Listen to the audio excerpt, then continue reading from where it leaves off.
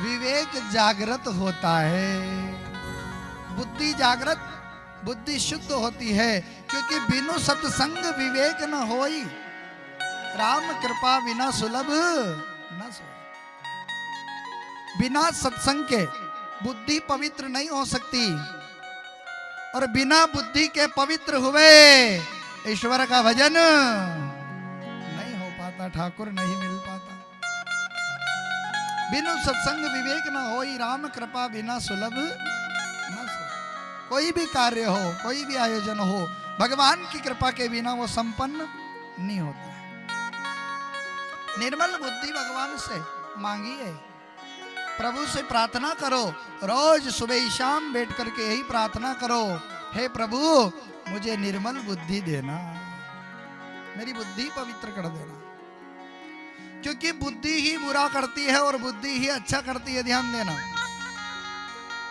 बुद्धि ही हमें गलत जगह लेकर के जाती है और बुद्धि ही हमें अच्छी जगह लेकर के जाती है।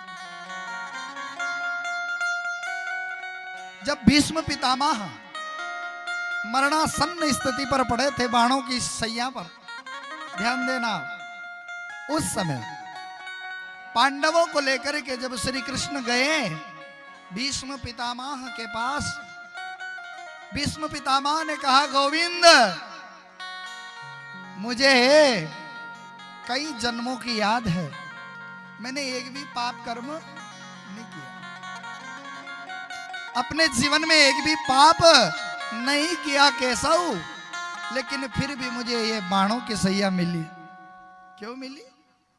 ध्यान देना, भीष्म पितामह कह रहे हैं कृष्ण से कि हे गोपाल, मैंने अपनी आंखों के सामने केवल पाप होते देखा है,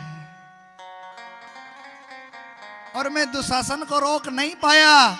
जिस समय द्रौपदी का चीरहरण हो रहा था, भीष्म पितामह ने कहा मैं भी वहां था,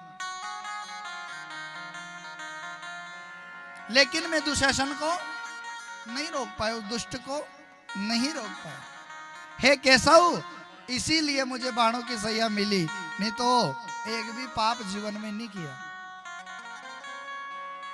लेकिन आज मेरी मृत्यु निकट खड़ी है, और ऐसा किसका सौभाग्य होगा जिसकी मृत्यु निकट खड़ी हो, उसके सामने गोविंद खड़ा है, भगवान खड़े हैं। मेरा परम सौभाग्य है। हे कन्हैया, आज मैं तुम्हें कुछ देना चाहता हूं। अभी तक तो मैंने मांगा ही मांगा है ना? अपन भी कभी प्रयास करो भगवान को कुछ देने का। देना क्या है?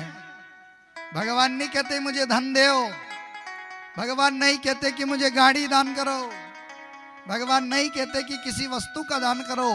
भगवान कहते हैं कि तुम्हारा मन, तुम्हारी जो आत्मा है, इसे निर्मल करके मुझे अर्पण कर दो। बस अपना भाव भगवान को दे दो।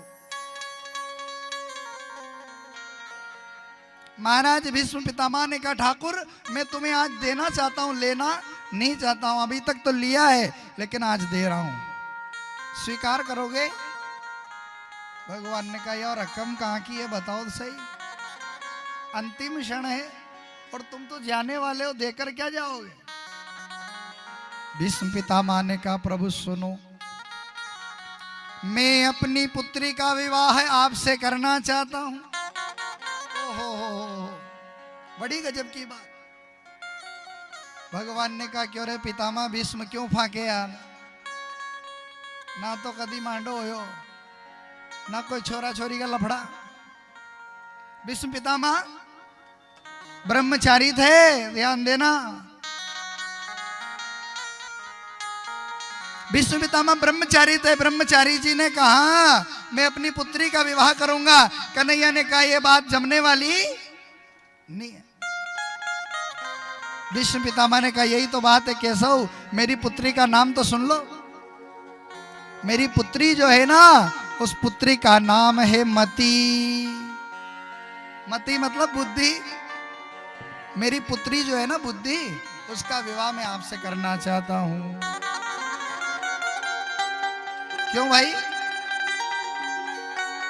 भीष्म पितामह कहने लगे, ठाकुर इति मति रूप कल्पिता वितृष्णा भगवती शाश्वत पुंगवे विभो।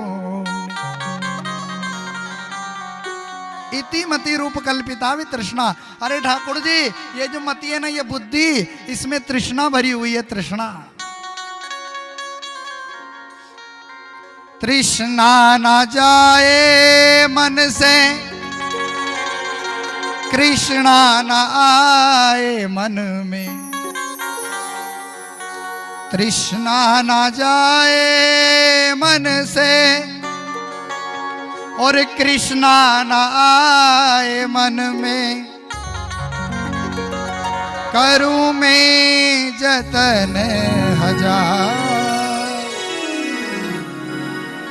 कैसे लगेगी नैया पार। हे प्रभु, ये तृष्णा है ना, ये तृष्णा मन से जाने वाली, इसलिए इस बुद्धि में, इस मन में तृष्णा भरी हुई है। और इस तृष्णा को मिटाने के लिए ठाकुर, मैं अपनी पुत्री का, अपनी पुत्री जो है ना बुद्धि, इसका विवाह आपसे संबंध करना चाहता हूं। क्योंकि जब बुद्धि आप स्वीकार कर लोगे तो मैं जीवन में इस बुद्धि से कभी किसी का बुरा नहीं सोचूंगा और कभी किसी का बुरा नहीं करूंगा।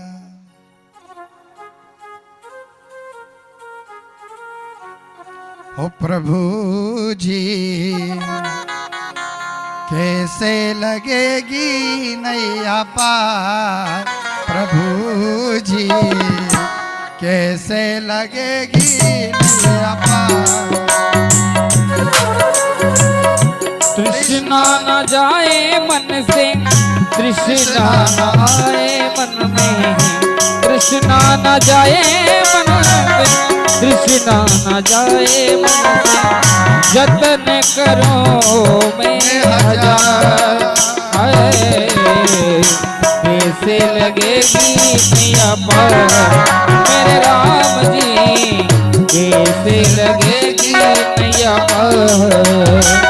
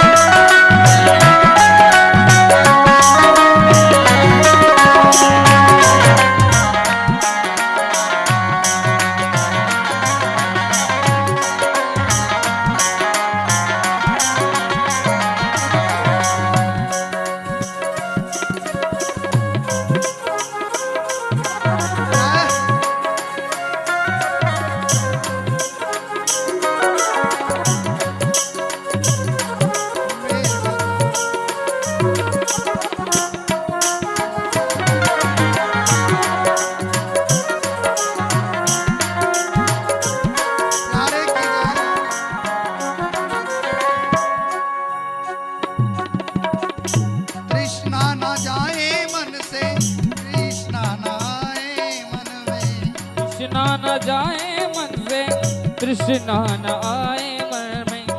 तृष्णा न जाए मन से, तृष्णा न आए मन में। तृष्णा न जाए मन से, तृष्णा न आए मन में।